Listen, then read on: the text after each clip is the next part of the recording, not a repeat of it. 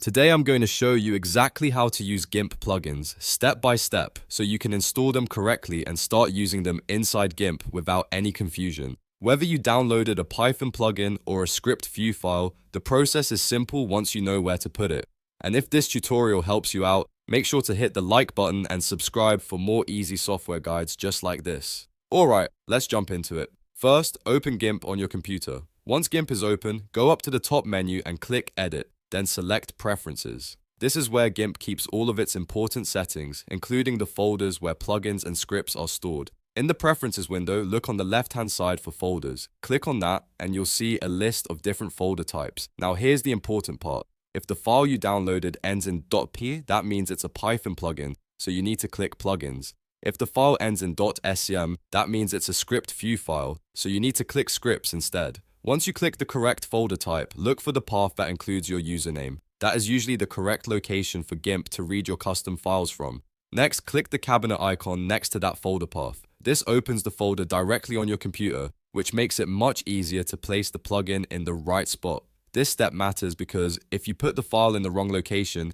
GIMP won't detect it when you restart. Now let's go over the difference between the two file types. If your plugin is a .py file, you should create a new folder named exactly like the plugin file, but without the .py extension. Then place the .py file inside that new folder. So if the file is called something like myplugin.py, you would make a folder called myplugin, and the file goes inside it. This is the structure GIMP expects for Python plugins in many cases. If your file is .scm, it's even easier. You do not need to create a subfolder. Just drop the .scm file directly into the folder you opened from GIMP Preferences. That's it. No extra folder, no extra steps. Just make sure the file is placed in the correct scripts folder so GIMP can find it later. After you've copied the file or folder into the right location, the next step is very important. Restart GIMP completely.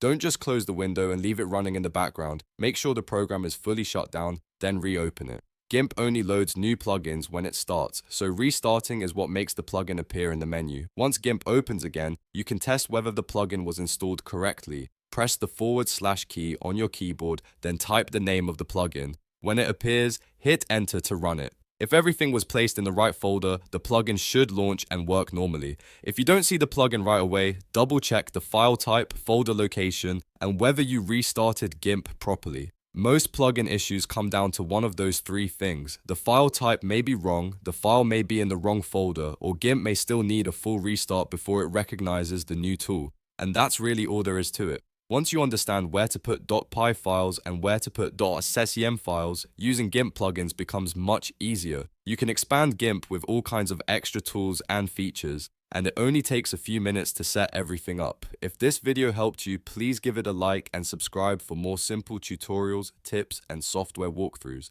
Thanks for watching, and I'll see you in the next one.